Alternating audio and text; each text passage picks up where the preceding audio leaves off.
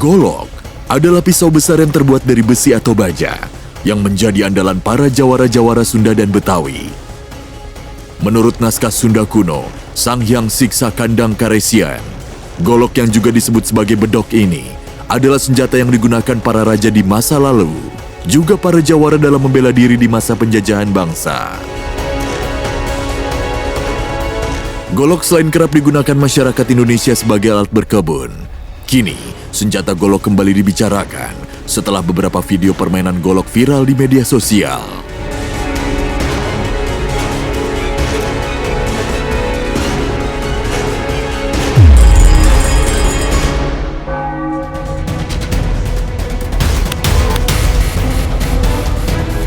Berikut kisah dan sejarah golok versi Misteri Dunia.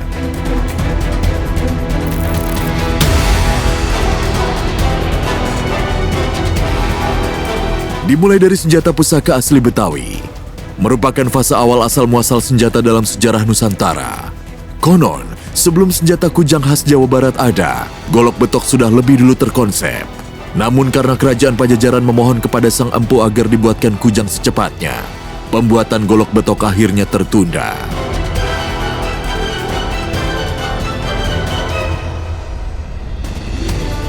Dilihat dari bentuknya, golok betok juga seperti golok lain, namun terlihat lebih gemuk dibanding pada umumnya. Mata pisau terbuat dari baja hitam dengan gagang kayu hitam, menandakan keaslian senjata pusaka khas Betawi tersebut. Dahulu golok ini digunakan sebagai pendamping jawara dalam pelindung diri. Konon golok betok dibuat lebih awal dari pisau raus, gaman, atau keris.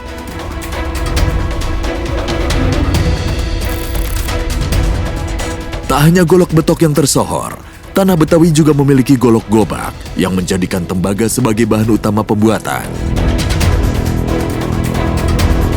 Bentuk golok ini cenderung pendek, memiliki ujung rata serta melengkung di bagian punggungnya. Sedangkan gagang pada golok terbuat dari kayu rengas, atau istilah orang Betawi menyebutnya dengan sebutan gagang jantung.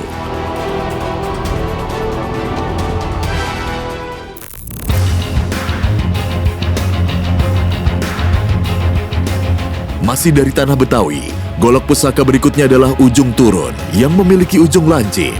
Golok ini biasanya menggunakan wafak ukir pada bilahnya, serta terdapat ukiran hewan pada gagangnya. Adapun gambar hewan mencerminkan kepercayaan orang Betawi pada hewan yang dianggap keramat. Alhasil jika hewan yang paling difavoritkan adalah macan, golok yang dimiliki juga berwafak gambar macan. Sebagai pelindung nyawa, golok-golok ini sering dibawa oleh para jago Betawi kemanapun ia pergi. Penggunaan khas gagang tanduk meringankan si jago ketika golok dipakai bertarung.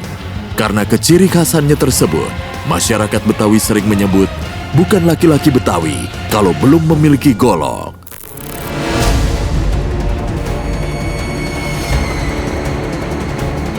Sekilas, pusaka golok cabang Cirebon mirip seperti keris kujang dari Pajajaran. Namun bedanya, pusaka Pangeran Cakrabuana ini ujungnya bercabang dan pernah digunakan untuk babat alas Cirebon pada tahun 1445 atau 1367 Saka.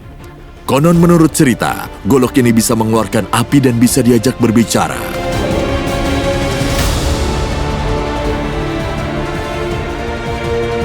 Menurut sejarah, golok cabang merupakan pemberian pendeta Buddha Parwa bernama Sang Hyang Bango, yang tak lain adalah guru dari Pangeran Cakrabuana. Golok ini diberikan Pangeran Cakrabuana sebelum akhirnya datang ke Amparan Jati untuk berguru kepada Syekh Dahtul Kafi atau Syekh Nurjati.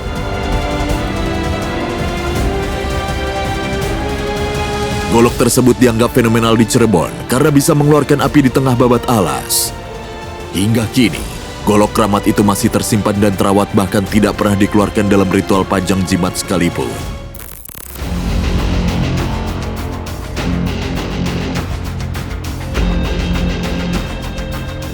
Melihat lambang Kabupaten Karawang, tampak sebilah gambar berupa golok lurus mengacung ke atas.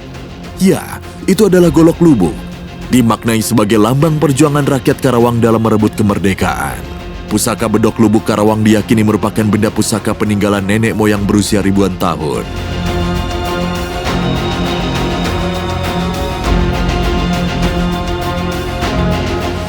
Golok Lubuk memiliki ciri khas 5 serat atau pamor pada bilah dan gagang unik yang populer disebut ceker kidang. Serta ujung golok melengkung. Filosofinya sebagai makna ketajaman berpikir yang membentuk asa, cipta, rasa, dan karsa setiap manusia.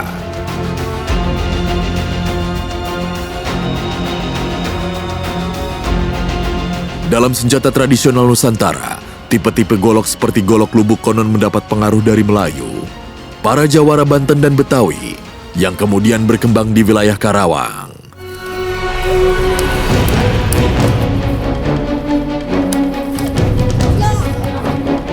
Pemirsa, jika beberapa golok tadi memiliki kisah dan sejarahnya masing-masing, lantas, seperti apa kisah dan misteri golok Ciomas yang konon bertuah dan bisa terbang?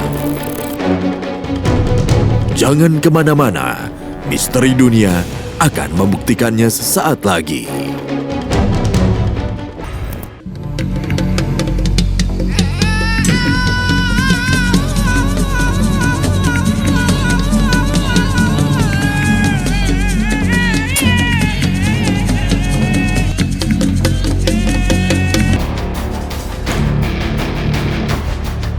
Adalah golok Ciomas, senjata andalan Jawara Banten yang sangat disegani lawan. Tak hanya melegenda, sajam tradisional ini bisa mematikan bila sudah merobek tubuh lawan meski hanya tergores.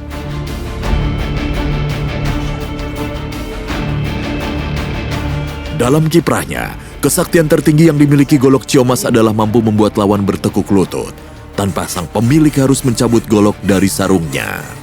Bahkan jika golok ditinggal di rumah sekalipun, pusaka legendaris Banten ini mampu meredam kemarahan lawan dan mendinginkan hati yang panas dari jauh.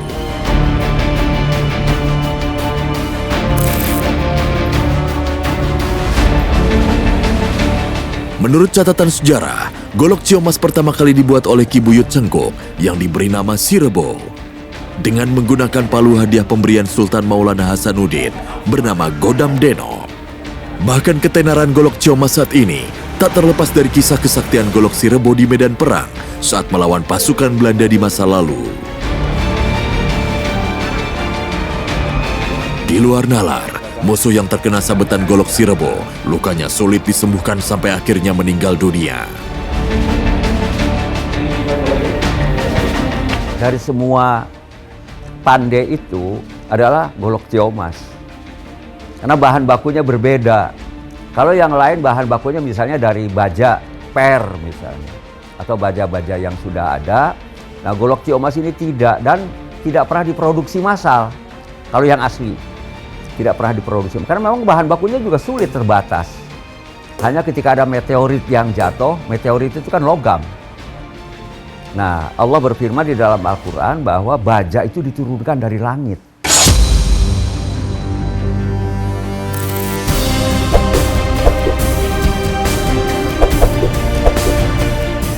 Nah itu yang oleh para empu dulu dibuat untuk membuat senjata, golok, keris, senjata-senjata yang ampuh-ampuh lah.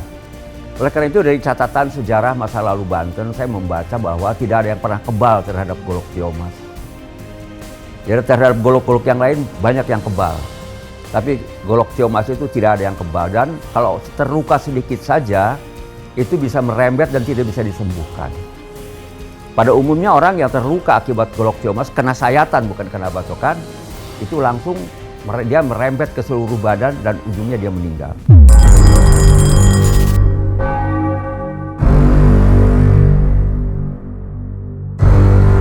Sebagai salah satu pusaka Banten, golok Sirebo merupakan golok tertua di masa kepemimpinan Sultan Maulana Hasanuddin pada tahun 1552 sampai 1570 Masehi. Kala itu, kesaktian golok yang konon pembuatannya membutuhkan waktu 7 kali maulud sangatlah tersohor ke seantero negeri.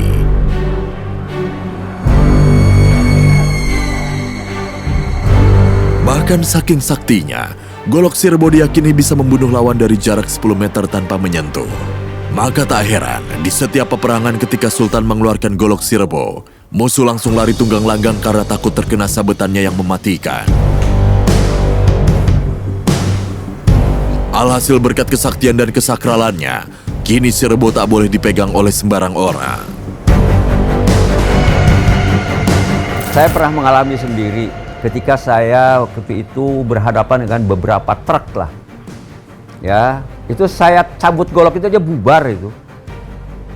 Ya, waktu zaman kampanye, zaman Orde Baru, kan kita sering bentrok tuh. Ya, sering bentrok.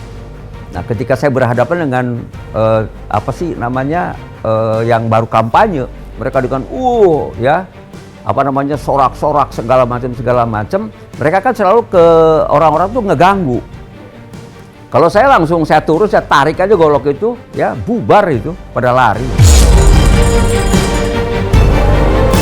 Tuah yang dimiliki golok Ciomas tentu tak terlepas dari kesaktian yang ada pada Godam Denok. Besi berbentuk palu besar itu merupakan godam pertama yang digunakan untuk membuat golok Sirebo pada masa pemerintahan Sultan Maulana Hasanuddin. Memiliki ukuran sebesar kepalan tangan orang dewasa, sampai sekarang Godam Denok masih digunakan untuk pengulasan golok Ciomas. Disimpan dalam kotak kayu dan berlapis kain kafan. Kini Godam Denok dan golok Sirebo tinggal berdampingan di Museum Golok Ciomas, Banten.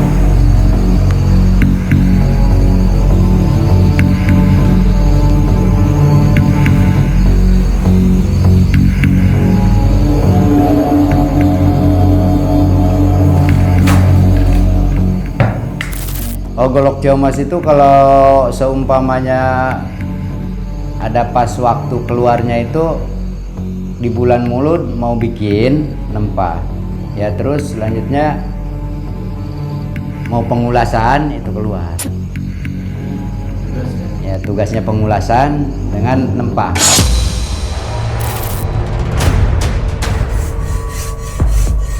Tak lekang termakan zaman, golok Ciomas sudah identik dengan warga Banten yang terkenal dengan mistisnya dan mempunyai keistimewaan dibandingkan golok-golok dari daerah lain. Cerita mengenai keistimewaan golok Ciomas pun terdengar hingga sekarang. Mulai dari bisa berdiri tegak, racun dibilah golok, lebih sakti dan memiliki keberanian tinggi, hingga kemampuan yang dapat memberikan rasa aman dan wibawa kepada pemiliknya.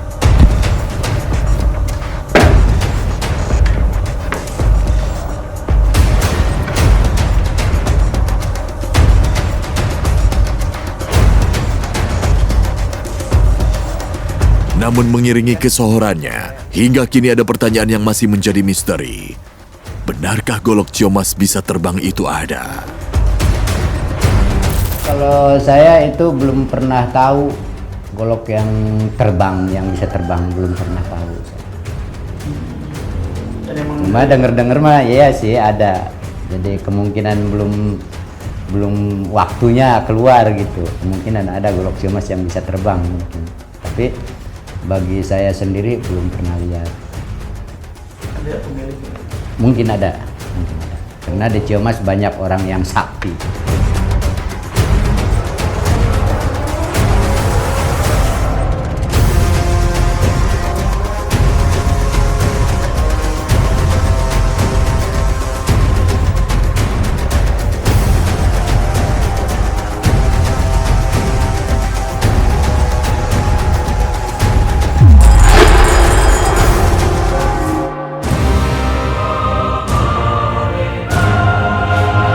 Tanah Banten tak dimungkiri lekat dengan julukan Tanah Para Jawara, yakni kelompok dengan kesaktian bermain pencaksilat, hingga kekebalan tubuh dalam seni debus, yang di pinggang mereka biasa terselip senjata tajam berupa golok.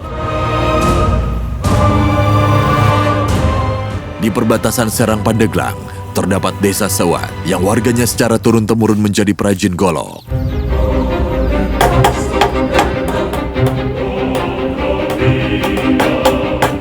Bagi warga Banten, desa ini memang tempat kelahiran perajin dan pengukir golok.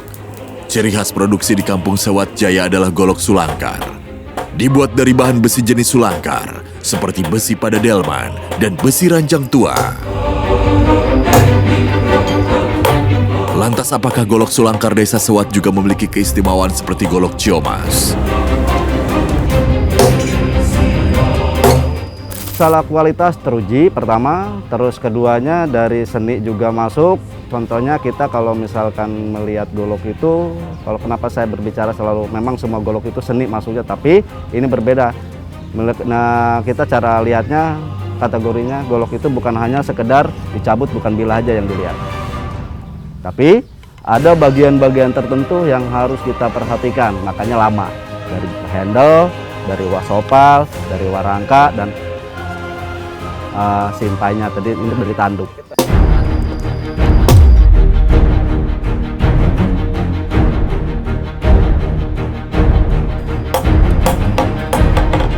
Kalau Sulangkar itu memang pertama khas Banten. Kalau kita berbicara masalah keistimewaan, yaitu tadi kita kembalikan semua golok sebenarnya sama aja sih, tergantung diri kitanya, keyakinan atau tidak. Terus itu yang pertama. Terus ke Sulangkar itu, keistimewaan Sulangkar itu, bagusnya golok Sulangkar itu kalau kita larinya ke seni, nalika golok bilahnya itu diasah, dia akan timbul kembali seperti semula. Itu bawaan dari bahannya.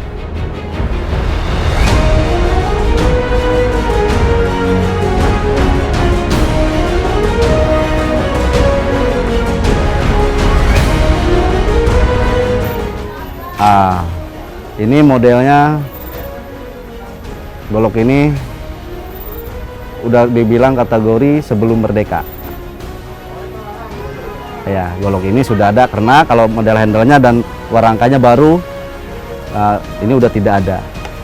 Ini ada salah satu, ya saya ada sih, ada beberapa, cuman saya ambil contoh ini sebelum merdeka, bila ini sudah ada.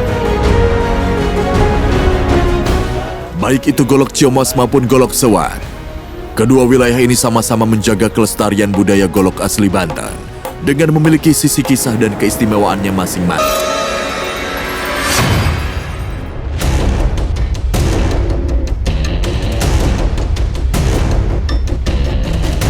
Di tangan yang tepat, golok tak saja menjadi senjata mematikan. Membawa golok adalah sebuah keharusan sebagai pelindung dan nyawa kedua para jawara dalam membela bangsa. Golok memang identik dengan rakyat kecil, tetapi memiliki makna besar untuk membantu sesama. Selamat malam.